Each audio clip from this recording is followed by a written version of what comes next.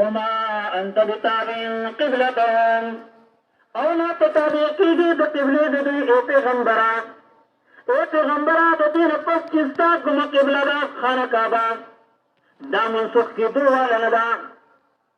سوال دا نه پیدا کېږي چې د بیا وګرځي پخوانۍ قبلې ته بیت المقدس ته او دوی نه مني ستا دا قبله یعنی الله جل شانه د ارشاد مطابق نن یهود قبله خانه کعبه نه مني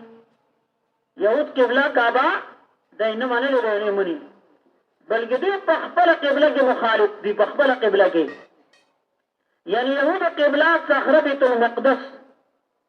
هغه طرف ته عبادت کوي او د عیسایانو قبله کې بیت المقدس مشرق طرف ته ده نو دارنګي دی اوس هم نه مني هغه پلیت خلک نه چې د دوی قبله هغه دوی ګډه وډه کړه په هغې کې بدعتیانې وکړې نغرې دغه چې کوم دی نو د الله کور ورانه ویجاړ کړو دوی انتهایي چې کوم دی د کافر نه بدتر دي دا اوس کوم به اسرائیل چې دي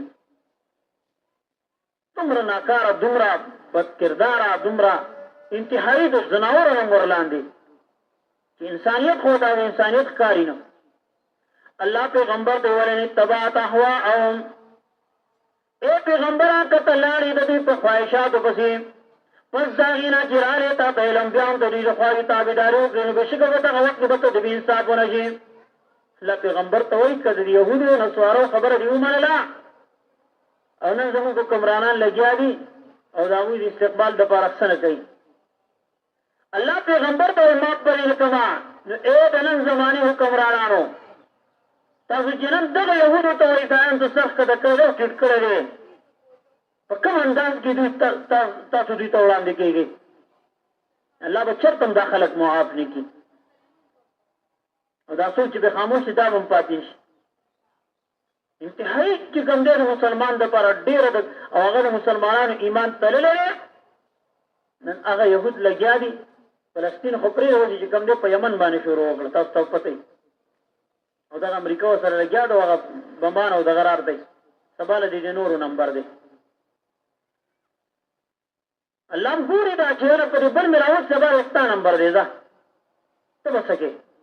دا خو په چا نه الله کې په چا نه راوړي چې په چا راشي هغه ته بیا د دې زور پته لګي نو الله د مخکې نه چې کوم دی د دې خباثت ذکر کړه قرآن کې بار بار چې دا هغه خبیث خلک دی پلیت خلک دی الله وایي که چېرې پس د علم دا دپاره چې دا زموږ دشمن خلک دی او قرآن کې الله فرمایي چې د مسلمانانو سخت دشمنان ګوره دا یهودیان دي الذین آتیناهم الکتاب یعرفونه کما یعرفون ابناءهم الله فرمایي دا یهود او نصارا خلک دي دوی دا پیغمبر داسې پېژني چې کوم خلکو له الله وایي موږ آسماني کتاب تورات علم ورکړو یهود او نصارا دوی دا پیغمبر داسې پېژني لکه څنګه چې سړی خپل بچی پېژني ګوره د نبي علیه الصلاة والسلام کردار د نبي علیه السلام اخلاق د نبی علیه الصلاة والسلام قد و قامت د نبی علیه الصلاة والسلام ملګري د نبی علیه السلام ژوند د هجرت وطن د پیدایش وطن څومره خبرې چې د نبی علیه الصلاة والسلام صفتونه وګورئ دا د دوی په کتابونو کې بیان شوي چې نبی آخر زمان به راځي او د هغه به دا د صفتونه دا به د هجرت مقام وي او دا به چې کوم دی د پیدایش وطن وي او داسې به ورسره کېږي او داسې به ورسره کېږي د مخکې نه دا ټولې خبرې دوی ته پته وه لکه د سړي بچی دی د هغه نه مخکې لوی شوي د هر اندام او د هر څه د مخې دی نو دی کې سړی شک نشي کولی چې دا زما بچی نه دی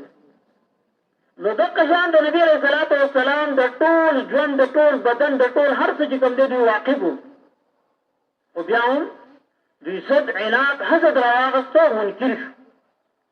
الله فرمایي کما یعرفون ابناهم دوی چې پېژني پیغمبر لره هغه کسان چې دوی پېژني خپلو بچو لره وان فريقا منهم ليكتمون الحق او یقینا یو ډله د دوی نه داسې ده چې پټوي حق لره او هم یعلمون دوی خو پوهېږي حق ده چې قرآن ورته پته وه چې دا حق کتاب دی نبي علیه الصلاة والسلام ورته پته وه چې دا حق پیغمبر دی د ټولو خبرو مخکې تصدیق شوی خو ده چې کله راله بس دا حسد او کینه او بغض داسې څیز دی چې تا به د الله دشمنۍ ته ودرېږي د انسان خو پرېږده وضاح سره به خو ته به د الله په دشمنۍ سره ودرېږي او ته به د الله په تقسیم باندې چې کوم دی نو خفئ لکه الله پاک نبوت نبی علیه الصلاة والسلام د په عربو کې ورکړو نو دوی په دې خفه او حسد کې راغله چې دا ولې چې کوم دا عزت الله زموږ نه دوی ته ورکړ. ګور حسد خطرناکه بیماری ده. هغه بیماری ده چې اولنې په اسمانونو کې شیطان کړی او شیطان ملعون شو، د الله د رحمت نه وشړی شو، د جنت نه راکوش. او په ځمکه باندې اولنې حسد چې کوم دی نو آدم علیه السلام زوګامونو قابل او حابل ایو راولېږي دا بل بچي سره یې والا حسد وکړو او د هغې په زمره کې هغه خپل رور قتل یې کړ. او بیا الله د هغې په وجه باندې د زرګونو ونو نه الله پاک میوې واغستې، غزغي پیدا شو. خطرناکه بیماري ده. ګورې او نن سبا مسلمانانو کې چې کوم دی ډېره زیاته شوې ده. ګوره دا قرآن چې څه وایي که نه، دا خو زما ستا لپاره قرآن ناغلی دی. الله د دې نه عبرت والی چې خلک د حسد په وجه څه شو، تباه شو که نه شو. نبی علیہ السلام فرمایي اتقوا الحسد، اے مسلمانانو ځان د حسد نه بچ ساتئ، فإن الحسد يأكل الحسنات كما تأكل النار الحطب. د انسان د نیکۍ داسې خوري لکه څنګه چې اور لرګي خوري. نبی علیہ السلام فرمایي لا تباغضوا ولا تحاسدوا كونوا عباد الله اخوانا. له مسلمانانو ولا تدابروا یو بل پسې مور پسې کېږي، یو بل سره بغض او حسد او کینه پرېږدئ. د الله بندګان شئ، روڼه شئ. ورنه اختلافات که به منځ کې رالل نو بس دین به دنه هم لاړ شي، دنیا به دنه هم لاړ شي. او د اختلافات چې اکثر پیدا کېږي نو دا د بېدینۍ او د بېلمازۍ د وجې نه پیدا کېږي. عیسی علیه السلام یو پیر په یو ځای باندې تېرېږي، وطن یو کلي باندې تېرېده. نو د هغه کلي خلک ډېر دیندار او منځګزار وو، خلک ډېر مهمان نواز خلک وو. مهمان نوازي ګوره دا یو صفت دی. ګوره ښه په دې کې د چا په رزق کې کمی نه راځي. اکثر خلک په دې سوچ کوي چې زما دا رزق به کم شي. او حدیث کې راځي وایي چې ته د مهمان نه پټېږي یا چې کم دی نو څه یې ته چې زما په دې رزق فرښتې راځي او ستا د دې رزق نه کمی کوي کمی. ګورې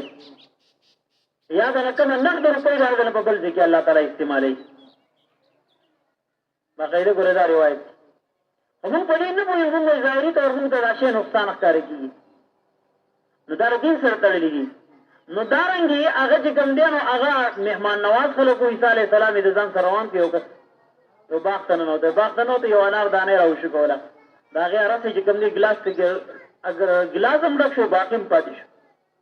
خلک ډېر چې کوم دی یو طرف ته سد کوي، بل باغونه آباد دي، پټي آباد دي، چیني روانې دي.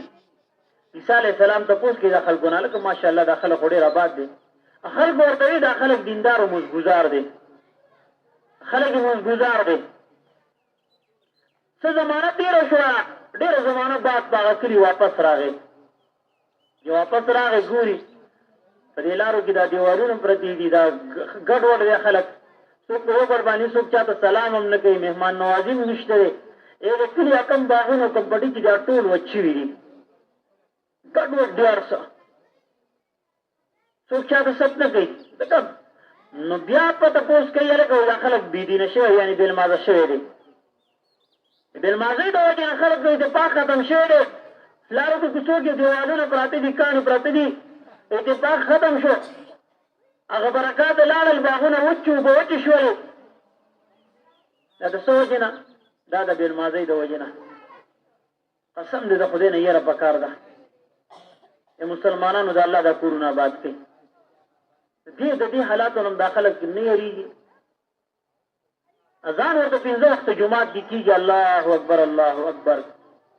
دی په کور کې ناست دی، دی په کوڅه کې دکان کې ناست دی. الله دنه خپل قبر او آخرت یېر دی، دنه خپله پیشي یېره ده الله ته. څه به کې الله ته ورشي، څه بانه به ورته کوي. الله خو به دې خوله بنده شي. کوم څه کوي مسلمانانو؟ زما د زنانو ته هم دا درخواست دی چې په دې کورونو کې کم نارینه مونځونه کوي، د دې کورونو نه راوباسئ. په دې خدای تاسو له ثواب درکوي، په دې خدای تاسو له اجر درکوي. د کور برکات او هغه کم دغه چې دی هغه کور ته راننوځي. زنانه دپاره کور مونځ بهتر دی، نارینه دپاره جومات کې مونځ بهتر دی.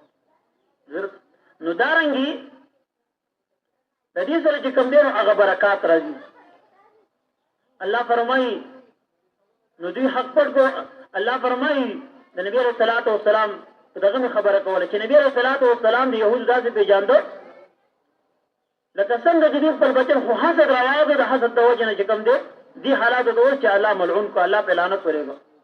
الله فرمایي الحق من ربک فلا تکونن من الممترین حق خبره سچ خبره داره چې الله کوم څه ویلي دا حق او رښتینې دي او شک په دمه که د شک وکړه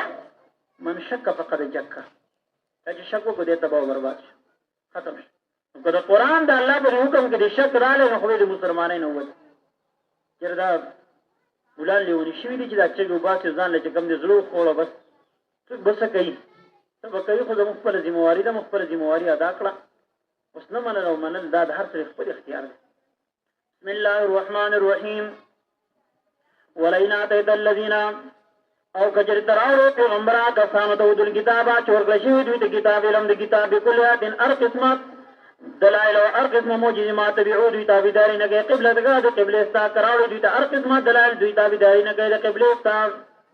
وما انت نیت بتابعین تابعداري کوونکي قبلتهم د قبلې د دوی نه ته تابع کېدونکي د قبلې د دوی وما بعضهم نه بعض دوی نه بتابعین تابعداري کوونکي قبله د بعض د قبلې د بعض نورو ولئن اتبعت او کفر طرف ته تابع شي پیغمبران د دوی د خواهشاتو کجې ته تابع شي د دوی د خواهشاتو من بعد پس دا غینا ما جاء کر جلاله تا من العلم د علم لا د پوهینا انك بشک شیبت فیزل بداګل من الظالمین د خالق د انصافنا الذين كسانا تنهم الكتاب جمهور کړه دوی لپاره کتاب یعنی علم د کتاب یعرفون دوی پیژنې د پیغمبر صلی الله علیه وسلم کما یعرفون لکه څنګه چې دوی پیژنې خپل خپل ځانونه لرا د دوی پیژنې څنګه چې خپل بچي پیژنې وان فريقا يقينا يودلا منهم دينا يقدمون لقا خامغه پټي حق لرا هم يعلمون دوی خبرېږي الحق من ربك حق ثابت خبرات طرفا درفستانه ده فلا تكونن فاسمك من الممترين د شکون ګنا د الله په حکم کې اللهم صل على سيدنا وعلى ال سيدنا محمد بارك وسلم اللهم احسن عاقبتنا في امور كلها واجرنا من خزي الدنيا وعذاب الاخره اللهم انك عفو كريم تحب العفو فاعف عنا كريم ربنا لا تزغ قلوبنا بعد إذ هديتنا وهب لنا من لدنك رحمه انك انت الوهاب صلى الله تعالى على خير خلقه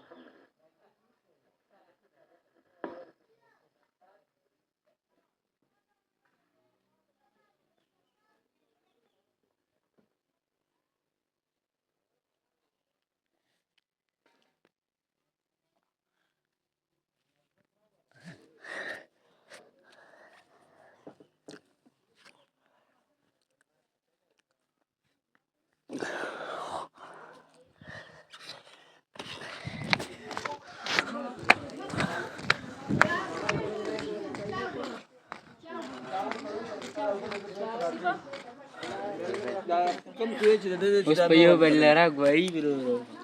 ما ته وطن ساری وي چې ته به دا ضد وینې وي چې اوس په غني ګل دلیم تو یقیني او بیخي به وچې کړي هغه خاص وصله شي ته لګو واله